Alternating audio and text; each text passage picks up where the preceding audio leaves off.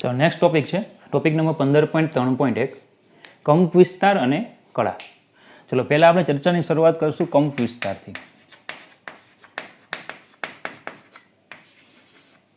તો આપણે હમણાં સમીકરણ ભણી ગયા કાલે y of xt equal to a sin kx minus omega t plus phi. એમાં જે a આવે છે એને કહેવામાં આવે છે દોલકનો કંપ વિસ્તાર અથવા તો તરંગનો કંપ વિસ્તાર.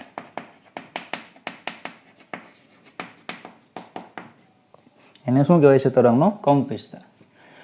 હવે સાઇન વિધેય પ્રમાણે y બદલાય છે. એનો મતલબ એવો થાય કે જ્યારે સાઇન જે છે એ મહત્તમ હશે ત્યારે y જે છે એ પ્લસ એ હશે, અને જ્યારે સાઇન છે એ મિનિમમ હશે -1 હશે ત્યારે y જે છે એ માઇનસ એ હશે. બરાબર. તો એમ કંપ વિસ્તાર એટલે શું કહે છે કે માધ્યમમાંના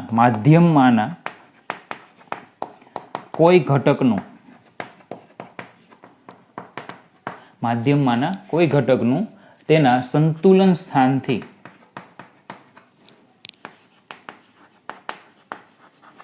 મહત્તમ સ્થાનાંતર. કંપ વિસ્તાર શું છે? માધ્યમમાંના કોઈ ઘટક એટલે કે કણ તમે કહો તોય ચાલે, અમુક થોડોક પોર્શન તરંગનો થોડોક ભાગ, એ ઘટકનું તેના સંતુલન સ્થાનથી મહત્તમ સ્થાનાંતર. હવે સ્થાનાંતર રજૂ કરે છે, મહત્તમ સ્થાનાંતર રજૂ કરે છે. તો સ્થાનાંતર જે છે y જે છે એ તો ધન પણ હોઈ શકે અને ઋણ પણ હોઈ શકે, પણ આપણે ખ્યાલ છે કે આપણે કંપ વિસ્તાર એ હંમેશા કેવો લઈએ છીએ? ધન. હા, પછી આપણે એવું કહેતા કે ભાઈ એ વાત અલગ છે કે જો y જ્યારે ધન હશે ત્યારે આપણે કંપ વિસ્તારનું મહત્તમ મૂલ્ય જે છે એને પ્લસ એ કહીશું, અને y જ્યારે ઋણ હશે ત્યારે કંપ વિસ્તારનું મિનિમમ મૂલ્ય છે એ -a કહેવાય. એટલે yનું મિનિમમ મૂલ્ય -a.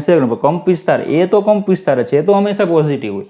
જે રીતે આપણે અગર દોલનો વખતે કહેતા હતા કે દોલક જ્યારે ઉપર હોય તો પ્લસ છે, તો નીચે હોય તો માઇનસ છે, પણ કંપ વિસ્તાર તો મહત્તમ સ્થાનાંતર જ રજૂ કરે છે.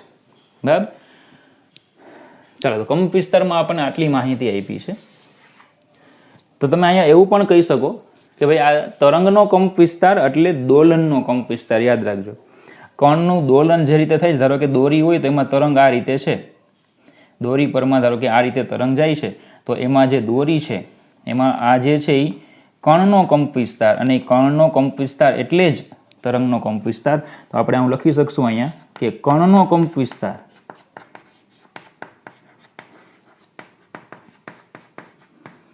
બરાબર તરંગનો કંપ વિસ્તાર.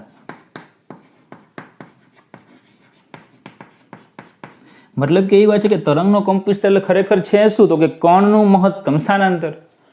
માધ્યમમાંના કોઈ ઘટકનું મહત્તમ સ્થાનાંતર એટલે કે શું કહેવાય? એ જે કણ દોલનો કરતો હોય એ દોલનનો કંપ વિસ્તાર. તો ટૂંકમાં કણનો કંપ વિસ્તાર એ જ તરંગનો કંપ વિસ્તાર, આપણે એવું કહી શકશું.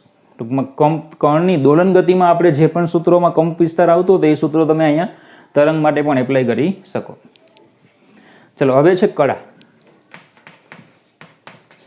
તો એ જ આપણું સૂત્ર x of t y of xt equal to a sin kx minus omega t plus phi. એમાં જે આ થીટા છે, થીટા એટલે કે kx minus omega t plus phi, એને કહેવામાં આવે છે તરંગની t સમયે એક સ્થાને કળા. t સમયે એક સ્થાને તરંગની કળા. બરાબર. ચલો, કળા ઉપરથી આપણને કઈ માહિતી મળે? તો કે આપેલ કંપ વિસ્તાર માટે, આપેલ કંપ વિસ્તાર એટલે કે કંપ વિસ્તાર અચળ હોય એના માટે, આપેલ કંપ વિસ્તાર માટે બરાબર કોઈ પણ સ્થાને કળા જે છે, આપેલ કંપ વિસ્તાર માટે કળા, દોલકની કળા અથવા તરંગની કળા એ કોઈ પણ સ્થાને અને સમયે, કોઈ પણ સ્થાને અને સમયે તરંગનું સ્થાનાંતર રજૂ કરે છે. તરંગનું સ્થાનાંતર નક્કી કરે છે. આપેલ કંપ વિસ્તાર, આપેલ એ માટે મતલબ કે તમે એ કંપ વિસ્તાર તમે જાણતા હોય તો કળા ઉપરથી કોઈ પણ સ્થાને અને સમયે, સ્થાને એટલે x અને સમય એટલે t, તરંગનું સ્થાનાંતર નક્કી કરી શકાય, એટલે y નક્કી કરી શકાય એમ. કંપ વિસ્તાર તમને ખબર હોય તો કોઈ પણ સ્થાને એટલે x ખબર પડી ગઈ, કોઈ પણ સમય એટલે t ખબર પડી ગઈ, કોઈ પણ સ્થાને અને સમયે તરંગની કળા ઉપરથી સ્થાનાંતર આપણને મળે. ચલો, જો આ જે સૂત્ર છે આપણું કળાનું, એમાં જો આપણે x બરાબર 0 અને t બરાબર 0 જો સેટ કરીએ તો થીટા બરાબર ફાઈ થાય, તો આને કહેવાય પ્રારંભિક કળા. બરાબર, થીટા બરાબર ફાઈ મળી શકે આપણને, તો ફાઈ જે છે એને શું કહેવામાં આવે છે? પ્રારંભિક કળા અથવા તો મૂળ કળા. બરાબર. હવે બેઝિકલી એવું હોય છે કે x અક્ષની આપણે પસંદ કરીએ છીએ.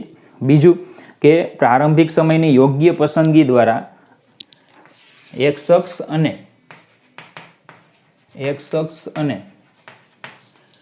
પ્રારંભિક સમય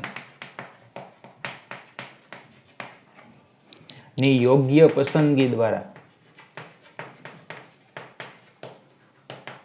ફાઈ બરાબર 0 લઈ શકાય. પ્રારંભિક કળા જે તરંગની છે ને આપણે શું કરી શકીએ? 0, એમ 0 મળી શકે. મતલબ કે તમારે x અક્ષ અને પ્રારંભિક સમય તમે રીતે પસંદ કરીને તમે પ્રારંભિક કળા છે એને તમે શું કરી શકો? શૂન્ય. બરાબર. બેઝિકલી આપણે પ્રારંભિક તરંગો આવે તો તરંગના ચેપ્ટરમાં આપણે પ્રારંભિક કળા મોટા ભાગે શૂન્ય જ લઈશું. એટલે આપણું જે આ સમીકરણ છે એ આવું થઈ જશે. y of xt equal to a sin kx minus omega t. y of xt equal to a sin kx minus omega t. બરાબર. મોટા ભાગે આપણે જ્યારે પણ સમીકરણ લેવાનું થાય ત્યારે આપણે આ વ્યાપક સમીકરણ લઈશું ફાઈ બરાબર 0 માટેનું. બરાબર. ચાલો, તો આ થઈ ગયો કંપ વિસ્તાર અને કળા. તો આપણે જે બરાબર દોલનોમાં જે ભણી ગયા હતા એના જેવી ચર્ચા આમાં છે. દોલનમાં પણ આપણે આવી કંપ વિસ્તાર, કળા એની બધાની ચર્ચા કરી હતી. ઓકે, ચલો નેક્સ્ટ પોઈન્ટ લઈએ. ચલો, પછીનો શબ્દ છે તરંગ લંબાઈ અને કોણીય તરંગ સંખ્યા. ચલો, પહેલા તરંગ લંબાઈની વાત કરશું આપણે. તો કળા તફાવત 2π ધરાવતા બે બિંદુઓ વચ્ચેના લઘુત્તમ અંતરને તરંગની તરંગ લંબાઈ કહે છે. ચલો, એની સંજ્ઞા જે છે એ છે લેમ્બડા. સંજ્ઞા શું છે? લેમ્બડા. અને શું કહેવાય? લેમ્બડા. શું કહેવાય? લેમ્બડા. ચાલો, હવે ધારો કે આપણે એક તરંગ દોરીએ અહીંયા.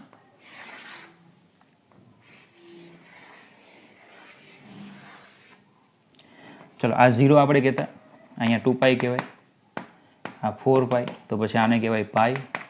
2π આને કહેવાય 3π, 4π, 6π, 7π, 8π.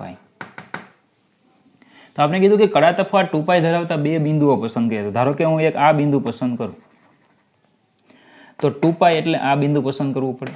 તો આમની વચ્ચેનું જ્યાં અંતર આવશે એને કહેવાય લેમ્બડા. બરાબર. ચલો, બીજું કે ધારો કે આ જે છે આ પાઈ, આ 2, બરાબર, આ જે છે અહીંયા π/2 હોય, આ 3π/2 હોય. બરાબર. પછી આ 4π/2, આ 5π/2, આ 6 ને આ 7π/2 થાય. ચલો, આમની વચ્ચેનું અંતર આપણે ગણીએ તો ચલો ચેક કરો, આમની વચ્ચે કળા તફાવત કેટલો થાય? 7π/2 minus 3π/2 એટલે થઈ જશે 4π/2 એટલે 2π થઈ જાય. તો બોલો, આમની વચ્ચેનું જે અંતર છે ને એને પણ શું કહેવાય? તરંગ લંબાઈ. અહીંયા ચેક કરીએ. ચલો, અહીંયા 7, અહીંયા 9π/2 આવશે, 9π/2. બરાબર. પછી અહીંયા 13π/2 આવશે. તો હવે આમની વચ્ચેનું અંતર ગણો, ચેક કરો, એ પણ 2π આવશે. જો 13π/2 minus 9π/2, 4π/2 થાય, 2π. બરાબર. તો આવા જે બધા અંતરો છે ને શું કહેવાય? તરંગ લંબાઈ. ચલો, આ વ્યાખ્યા થઈ ગઈ ઓરિજિનલ. તમે આમ પણ એને યાદ રાખી શકો કે આ લંબગત તરંગ છે. આ તરંગ પ્રસરણની દિશા છે અને દોલનો તરંગ પ્રસરણને લંબ રૂપે થાય છે, તો લંબગત તરંગ છે. તો આપણે એવું કહી શકીએ કે લંબગત તરંગમાં બે ક્રમિક શૃંગ અને ગર્ત વચ્ચેના અંતરને તરંગ લંબાઈ કહે છે. જો ચેક કરો, આને આપણે શૃંગ કહીએ છીએ, બરાબર. તો અહીંયા જો આ એક શૃંગ, પહેલું શૃંગ, એની પછીનું શૃંગ એટલે આ, એટલે ક્રમિક. આને એક ગર્ત કહું, પહેલું ગર્ત, તો એની પછીનું ગર્ત એટલે ક્રમિક. તો બે ક્રમિક શૃંગ અને બે ક્રમિક ગર્ત વચ્ચેનું અંતર જે છે એને શું કહેવામાં આવે? તરંગ લંબાઈ. ટૂંકમાં જે બે બિંદુ વચ્ચે કાળા તફાવત 2π રેડિયન હોય એમની વચ્ચેનું જે અંતર આવે એને, બરાબર, તરંગ લંબાઈ કહેવામાં આવે. અને એ અંતર કેવું હોય? 2π રેડિયન માટે લઘુત્તમ, 2π રેડિયનનું લઘુત્તમ અંતર હોવું જોઈએ. હવે 2π રેડિયન કાળા તફાવત માટેનું આ કયું અંતર? લઘુત્તમ અંતર. કારણ કે પછી 0 થી પછીમાં 4π, તો પછી તમે 2 × 2π લઈ શકો, બરાબર. આ બંને વચ્ચે 2π છે તો આ બંને વચ્ચે 4π, તો 2 × 2π. પણ એ નહીં, 2π કળા તફાવત જ હોવો જોઈએ. આથી એમની વચ્ચેના લઘુત્તમ અંતરને શું કહેવાય? તરંગ લંબાઈ. બરાબર. ચાલો હવે આપણે મેથેમેટિકલી થોડીક વાત કરીએ. તો આપણું સમીકરણ છે y of xt = a sin kx - ωt + phi. ચલો સરળતા ખાતર આમાં t બરાબર 0 અને phi બરાબર 0 લઈ લઈએ તો આપણને સમીકરણ મળશે y of x = a sin kx. અહીંયા x છે, xની જગ્યાએ તમે kx લખો તોય ચાલે, કારણ કે ખૂણો જે છે ચલ એ kx છે, તો kx લખો તોય ચાલે. હવે હું y of kx લખું અને y of kx + 2π લખું, બંને સેમ થાય, સ્થાનાંતરો બંને સમાન આવે. કારણ કે 2π એડ કરો એટલે એક ભ્રમણ પૂરું કરે ને એક ભ્રમણ પૂરું કરે એનો મતલબ કે એ પાછો હોય ત્યાં આવે, એટલે સ્થાનાંતર કેવા થાય? સેમ થાય. આપણે દોડમાં ભણી ગયા હતા એની જેમ. y of kx + 4π કરો તોય બોલો સેમ જ થાય. તો પછી એનો મતલબ એવો થાય કે y of kx + 2nπ કરો, કે જ્યાં n = 1 2 3. બોલો આ સ્થાનાંતરો બંને સેમ જ થાય, y of kx અને y of kx + 2nπ. y of kx એટલે a sin kx અને y of kx + 2nπ થાય. ચલો એ કેન્સલ થાય તો આ sin kx અને આ sin, આમાંથી k કોમન કાઢો તો x + 2nπ/k, બાજુનું પદ છે ને k વડે ભાગવા પડે. તો જો આ x એટલે શું છે? તો કે આપણું જે તરંગ જ્યાંથી આપણે સ્ટાર્ટ કરીએ છીએ, જ્યાંથી ઉત્પન્ન થાય છે ત્યાંથી જે આ અંતર છે ને x કહેવાય. તો ધારો કે x છે અહીંયા છે અત્યારે, એ xમાં x + 2nπ/k કરો તો એ બંને સમીકરણો કેવા આવ્યા? સરખા આવ્યા. મતલબ કે સ્થાનાંતર તો જેટલું સ્થાનાંતર y આનું હશે એટલું જ સ્થાનાંતર પેલાનું હશે, લખવો પડે. મતલબ કે x જે બિંદુ આગળ કણ હોય તે અને x + 2nπ/k આગળ જે બિંદુ આગળ કણ હોય તે એમના સ્થાનાંતર સમાન થાય. આપણે એ જ તો ચર્ચા કરી હતી, સ્થાનાંતરો સમાન લીધેલા. જો તો x અંતરે જે કણ હોય તે, અને આમાં જો હું xમાં 2nπ/k એડ કરું તો ધારો કે મને બિંદુ અહીંયા મળે છે, આ બિંદુ, તો એ બંનેના સ્થાનાંતર કેવા થાય? સેમ જ થાય, y બંનેના સેમ થશે, બરાબર. તો હવે એમની આ બંને બિંદુઓ વચ્ચેનું મારે લઘુત્તમ અંતર જોતું હોય, આમની વચ્ચેનું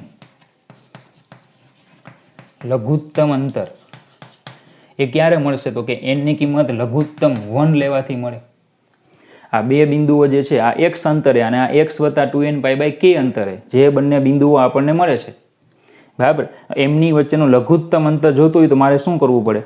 n = 1 મૂકવા પડે અને આમાં 1 મૂકીને બેની બાદબાકી કરવી પડે તો એમની વચ્ચેનું અંતર મળે. જો આ x + 2nπ/k નું અંતર, આ x નું અંતર, તો આ બંને બિંદુનું અંતર એટલે x + 2nπ/k માંથી x બાદ કરવા પડે અને લઘુત્તમ માટે n ની કિંમત 1 લેવી પડે. જે લઘુત્તમ અંતર આવે એને જ તો આપણે લેમડા કીધું. તો આવશે x + 2nπ/k - x. ચલો આમાં n = 1 લેવાના, તો x કેન્સલ થાય તો મળી જાય સમીકરણ 2π/k. તો આ થઈ ગઈ તરંગની તરંગ લંબાઈ, λ = 2π/k. જો આમાંથી હું k ને કરતા બનાવું તો આવશે 2π/λ. 2π આગળ રાખો તો આને કહેવાય 1/λ, બરાબર. આ 1/λ ને કહેવાય તરંગ સંખ્યા. તરંગ સંખ્યા એટલે 1 મીટર લંબાઈમાં રહેલા તરંગોની સંખ્યા, બરાબર. કેમેસ્ટ્રીમાં પણ તમારે આવી ગયું હોય 1/λ, એને તરંગ સંખ્યા કહેવામાં આવે. 1 મીટર લંબાઈમાં રહેલા તરંગોની સંખ્યા. તો 1/λ ને 2π વડે ગુણો એટલે તમને મળે કોણીય તરંગ સંખ્યા. તો જે k છે એને કહેવાય કોણીય તરંગ સંખ્યા. જ્યાં k આવ્યો એને કહેવાય કોણીય તરંગ સંખ્યા. બીજું, એનું બીજું નામ છે તરંગ પ્રસરણ અંક. બીજું નામ છે એનું શું? તરંગ પ્રસરણ અંક, અથવા એને કહેવામાં આવે છે તરંગ સદિશ. તો બધા બરાબર નામ છે, યાદ રાખવાના છે. ફરીથી લેમડા 2π/k આવે કે એને કરતા બનાવ્યા એટલે 2π/λ થઈ ગયા. 1/λ ને કહેવાય તરંગ સંખ્યા. તરંગ સંખ્યા એટલે શું? તો કે 1 મીટર લંબાઈમાં રહેલા તરંગોની સંખ્યા. k નું નામ છે કોણીય તરંગ સંખ્યા. કેમ? આપણે આવૃત્તિ, f એટલે આવૃત્તિ, એને 2π વડે ગુણો એટલે બને કોણીય આવૃત્તિ. આને આપણે શું કહેતા? આવૃત્તિ. 2π વડે ગુણા એટલે આને કહેવાય કોણીય આવૃત્તિ. તો સેમ એ જ અહીંયા છે કે 1/λ એટલે તરંગ સંખ્યા ને 2π વડે ગુણ્યા એટલે મને મળે કોણીય તરંગ સંખ્યા. 1/λ એટલે તરંગ સંખ્યા, 2π વડે ગુણો એટલે કોણીય તરંગ સંખ્યા. બીજું નામ છે તરંગ પ્રસરણ અંક, ત્રીજું નામ છે તરંગ સદિશ. બરાબર. ખરેખર રાશિ અદિશ છે પણ એનું નામ છે સદિશ. ખરેખર એ સદિશ છે નહીં, એનું નામ છે તરંગ સદિશ. કોઈનું નામ મહાદેવ હોય તો કઈ શંકર ભગવાન થોડા થઈ જાય. એનું નામ ખાલી મહાદેવ છે, એનું નામ છે તરંગ સદિશ. બરાબર. ચાલો બીજું, એનો એસઆઈ એકમ લઈ લઈએ. તો 2π/λ એટલે રેડિયન મીટર ઇન્વર્સ. લેમડા એટલે તરંગ લંબાઈ, લંબાઈ છે. આથી આનો એસઆઈ એકમ શું આવશે? મીટર. તરંગ લંબાઈનો એકમ આવે મીટર. તો બરાબર તરંગ સદિશનો એકમ આવશે રેડિયન મીટર ઇન્વર્સ. બરાબર. અને કોણીય તરંગ સંખ્યા એ પણ કહેવાય છે એને. અને તરંગ સંખ્યા, ખાલી તરંગ સંખ્યાને જો હું n કહી દઉં તો n = 1/λ અને એનો એસઆઈ એકમ આવશે મીટર ઇન્વર્સ, ખાલી મીટર ઇન્વર્સ. કોણીય તરંગ સંખ્યાનો એકમ શું? રેડિયન મીટર ઇન્વર્સ, ને ખાલી તરંગ સંખ્યા હોય તો મીટર ઇન્વર્સ. તો ચલો, તરંગ લંબાઈમાં આપણને આટલું આપેલું છે. આ થઈ ગઈ લેમડા વિશેની સંપૂર્ણ માહિતી. ટોપિક હતો તરંગ લંબાઈ અને કોણીય તરંગ સંખ્યા. થઈ બંને વસ્તુ આવી ગઈ. ઓકે, ચલો નેક્સ્ટ શબ્દ લઈએ. ચલો નેક્સ્ટ શબ્દ છે આવતકાળ, કોણીય આવૃત્તિ અને આવૃત્તિ. તો આવતકાળ, કોણીય આવૃત્તિ અને આવૃત્તિ એટલી વસ્તુઓ વિશે આપણે સમજવાનું છે. તો ફરીથી આપણું એ જ સમીકરણ y of xt = a sin kx - ωt + phi. એટલે સરળતા ખાતર આમાં x = 0 અને phi = 0 લઈ લઈએ. તો y of t બરાબર a sin -ωt, સાઇનમાં sin of -θ = -sin θ લખાય. તો y of t = -a sin ωt. હવે તરંગનો આવતકાળ કોને કહેવાય? કે તરંગના દોલનનો આવર્તકાળ એ બરાબર. તરંગના દોલનનો આવર્તકાળ એ તેના કોઈ ખંડ કે બરાબર. તરંગના દોલનનો આવર્તકાળ એ તેના કોઈ ખંડ કે તેના કોઈ ઘટકને એક દોલન પૂર્ણ કરવા માટે લાગતો સમય છે. તરંગના દોલનનો આવતકાળ એ તેના કોઈ ખંડને એક દોલન પૂર્ણ કરવા માટે લાગતો સમય છે. મતલબ કે તરંગનો કોઈ પણ ખંડ છે એને એક દોલન પૂર્ણ કરવા માટે કેટલો સમય લાગે, બરાબર, એને તરંગનો આવતકાળ કહેવાય. તો આ અર્થમાં આપણે એવું કહી શકીએ કે ભાઈ દોલન ગતિ હતી, એમાં દોલનનો જે આવતકાળ હતો એ જ આવતકાળ તરંગનો થાય.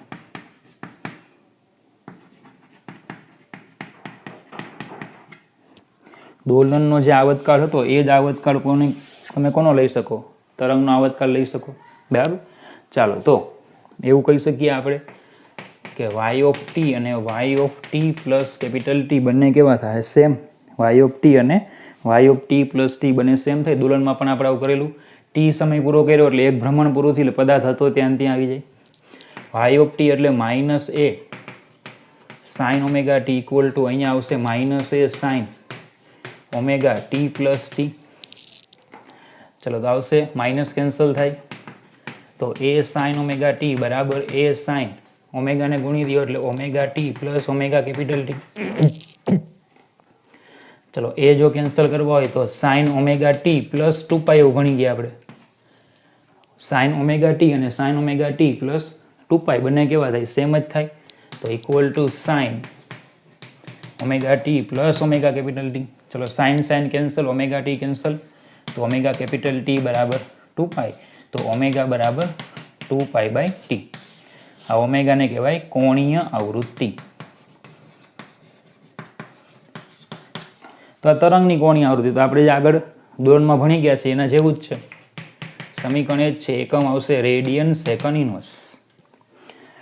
હવે આવૃત્તિ, તો આવૃત્તિ એ 1 સેકન્ડમાં થતા દોલનોની સંખ્યા રજૂ કરે છે. તો આવૃત્તિ અને આવર્તકાળ વચ્ચે આવો સંબંધ હતો, f = 1/t. તો અહીંથી t ને કરતા બનાવો તમે એટલે આવશે ω/2π. તો આમ પણ લખી શકાય omega equal to 2πf. Omega equal to 2πf. ચલો આવૃત્તિનો એકમ તમને ખ્યાલ જ છે, હર્ટ્ઝ અથવા સેકન્ડ ઇનવર્સ. 1/t એટલે સેકન્ડ, 1/સેકન્ડ એટલે સેકન્ડ ઇનવર્સ. તો ચલો આ થઈ ગઈ કોણીય આવૃત્તિ. આવર્તકાળ વિશે વાત થઈ ગઈ, એક દોલન પૂર્ણ કરવા લાગતો સમય. બીજું, આવૃત્તિ એ 1 સેકન્ડમાં થતા દોલનની સંખ્યા. તો આપણે એવું પણ કહી શકીએ કે દોલનની આવૃત્તિ બરાબર તરંગની આવૃત્તિ. તો ચાલો આપણે એવું કીધું અત્યાર સુધીમાં દોલનનો કંપવિસ્તાર એટલે તરંગનો કંપવિસ્તાર, દોલનનો આવર્તકાળ એટલે તરંગનો આવર્તકાળ, દોલનની આવૃત્તિ એટલે તરંગની આવૃત્તિ, દોલનની કોણીય આવૃત્તિ તરંગની કોણીય આવૃત્તિ. બધું શું થાય?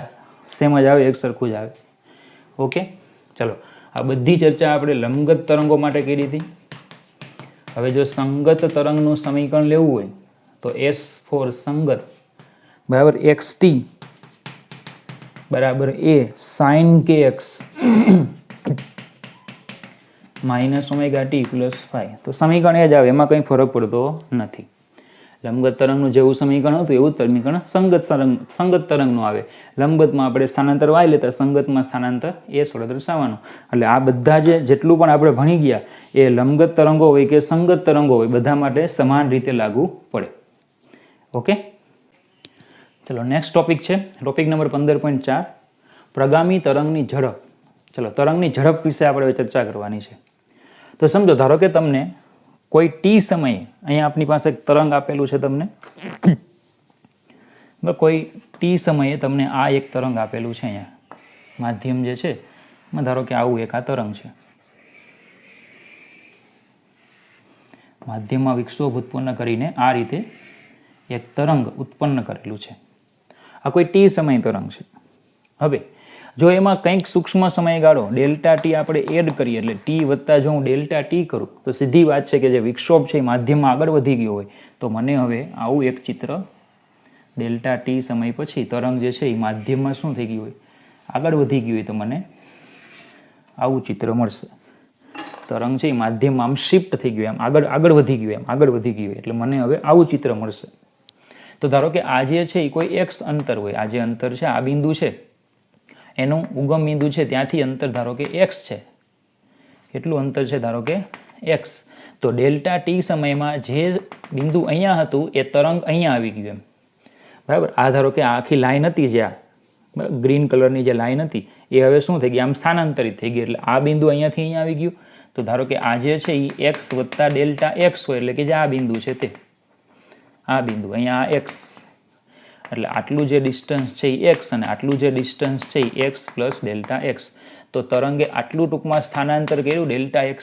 તો એવું કહેવાય કે ડેલ્ટા ટી સમયમાં તરંગ જે છે એ ડેલ્ટા x જેટલું સૂક્ષ્મ સ્થાનાંતર કરે છે. સેમ આવું બધી જગ્યાએ થાય, બધા બિંદુઓમાં. જો આ બિંદુ જે અહીંયા હતું અહીંયા આવે, અહીંયા હોય, અહીંયા આવે, અહીંયા આવે, અહીંયા હતું અહીંયા આવે, અહીંયા હતું અહીંયા આવે. તો ડેલ્ટા ટી સમયમાં આખી તરંગ ભાત જે છે, ડેલ્ટા ટી સમયમાં આખી તરંગ ભાત એટલે ચિત્ર, એ ચિત્ર છે એ ડેલ્ટા એક્સ જેટલું પરિણામી સ્થાનાંતર કરે છે. તો પછી તરંગનો વેગ કેટલો? તો કે સ્થાનાંતરના છેદમાં સમયગાળો. આપણે તરંગનો વેગ જો અચળ ધારીએ, બરાબર, તો તરંગની ઝડપ એટલે એને જે સ્થાનાંતર આ માધ્યમમાં આગળ કેટલું વધ્યું અને કેટલા સમયમાં, એટલે delta x by delta t, એને કહેવાય તરંગનો વેગ. બરાબર. ચાલો, હવે માધ્યમમાં તરંગ ભાત તો એક સરખી જ રહે છે. તરંગ ભાત જે છે એ એક સરખી જ રહે છે. તરંગ ભાત જે છે એ એક સરખી રહે છે. તરંગ ભાત એટલે શું? તરંગનો આકાર બદલાતો નથી. જેવો આકાર આગળ હતો ટી સમય, એવો જ આકાર આપણને ટી પ્લસ ડેલ્ટા ટી સમયે મળે છે. હવે આ તરંગ ભાત એક સરખી ક્યારે રહીએ? તો કે આપણી જે કળા છે, કળા જો આની કળા અને આની કળા બંનેની કળા સમાન, સેમ આની કળા અને આની કળા સમાન, આની કળા અને આની કળા સમાન, તો પછી એનો મતલબ કે kx માઇનસ ઓમેગા ટી તરંગની આપણી જે કળા હતી એ કળા કેવી રહેવી જોઈએ? અચળ. મતલબ કે જો ટી બદલાય તો x એવી રીતે જ બદલાય, x એવી રીતે જ બદલાય કે જેથી કળા અચળ રહે.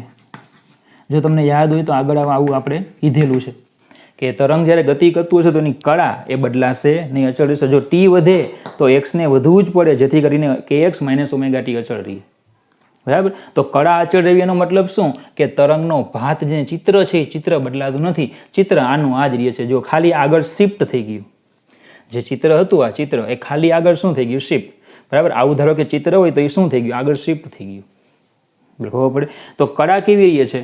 અચળ રહે છે. તો ધારો કે આ જે પેલું એક્સ બિંદુ છે એના માટે હું kx માઇનસ ઓમેગા ટી કળા લઉં, તો પછી જે આ બિંદુ આવી ગયું એના માટે શું થશે?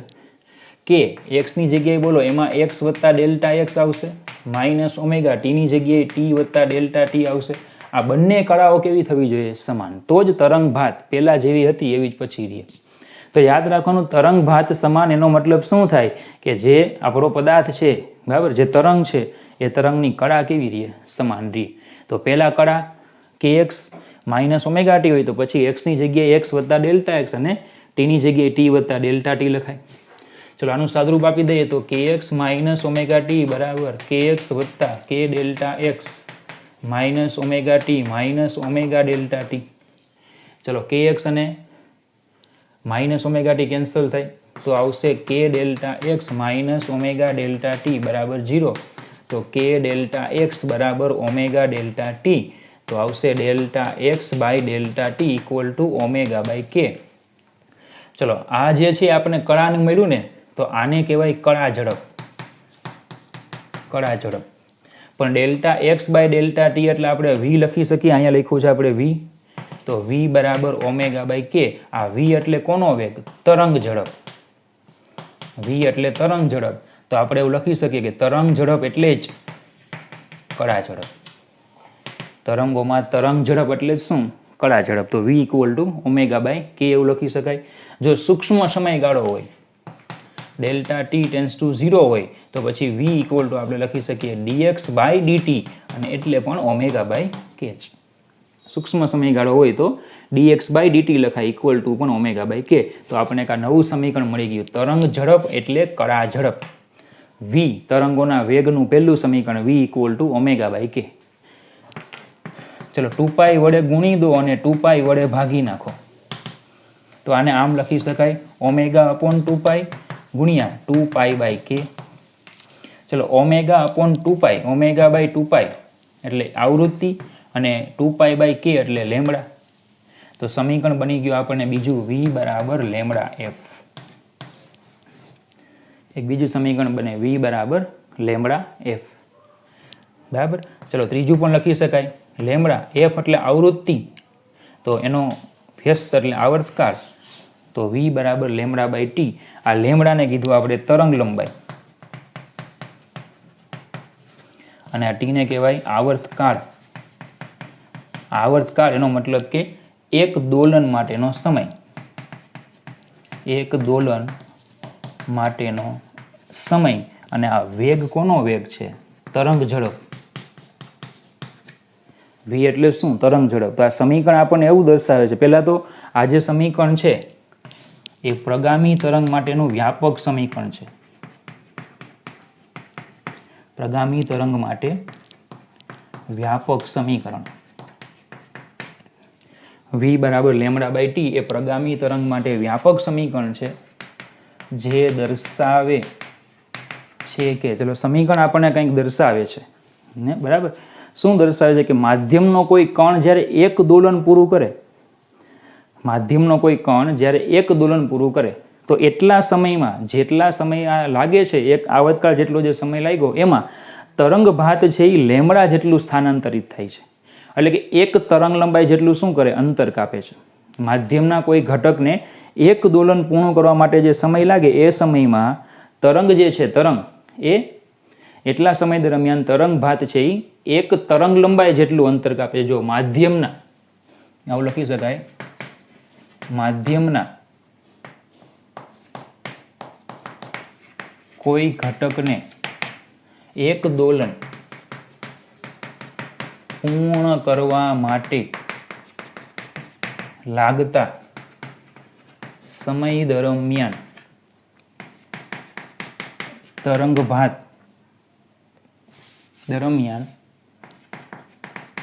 ભાત માધ્યમમાં તરંગ લંબાઈ જેટલું અંતર કાપે છે. માધ્યમના કોઈ ઘટકને એક દોલન પૂર્ણ કરે, એટલે કોઈ ધારો કે આપણી પાસે કણ છે એક દોલન પૂર્ણ કરશે, એક દોલન એટલે ત્યાંથી એક તરંગ પસાર થઈ ગયો છે, તરંગ લંબાઈ જેટલું તરંગે શું કાપ્યું હશે? અંતર કાપ્યું હશે. બરાબર. આ જે કણ છે એક દોલન પૂર્ણ કરે એટલે આવો જે આકાર છે, આ આકાર છે, બરાબર, એ અહીંયાથી અહીંયા સુધી ટ્રાન્સફર થઈ જાય. એક દોલન પૂર્ણ થાય એટલે શું થાય? આકાર જે છે એ ધારો કે અહીંયા ડેલ્ટા ટી સમયમાં આકાર અહીંયા સુધી પહોંચ્યો તો એક દોલન પૂર્ણ કરો એટલે સમયગાળો કેટલો? ટી વત્તા કેપિટલ ટી થાય. ટી વત્તા કેપિટલ ટી સમયમાં તો આ ટી સમય હતો તો ટી વત્તા કેપિટલ ટી સમયમાં બોલો આકાર અહીંયા પહોંચી ગયો હોય. ખબર પડે? દાખલા તરીકે જો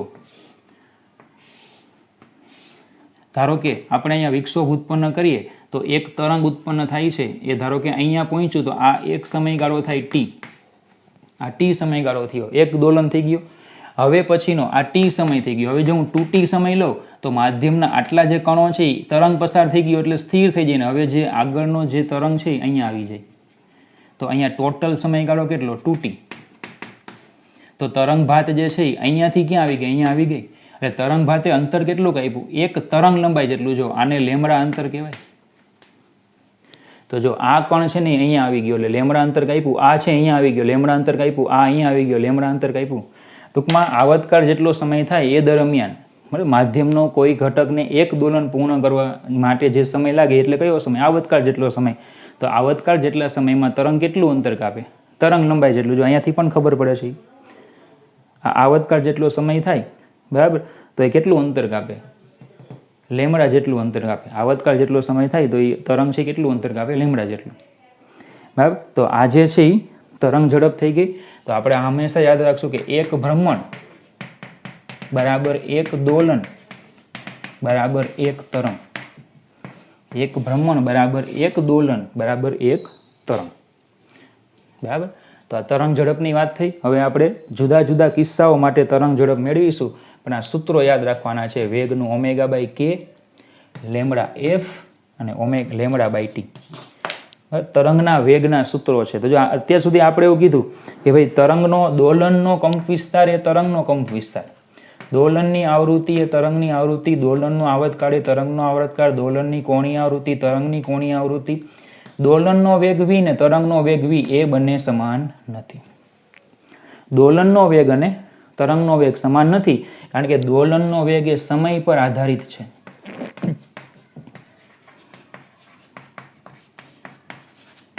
જ્યારે તરંગનો વેગ એ સમયથી સ્વતંત્ર છે. જો આ તરંગના વેગના સૂત્રો છે, આ તરંગના વેગના સૂત્રોમાં સમય છે જ નહીં. જ્યારે દોલનનો વેગ હતો ને એમાં આપણે સમય આવતો હતો, સ્થાન આવતું હતું, x અને t પર આધારિત હતું. જ્યારે તરંગના વેગમાં એવું કશું નથી. બરાબર. તો ચલો આ થઈ ગઈ તરંગની ઝડપ.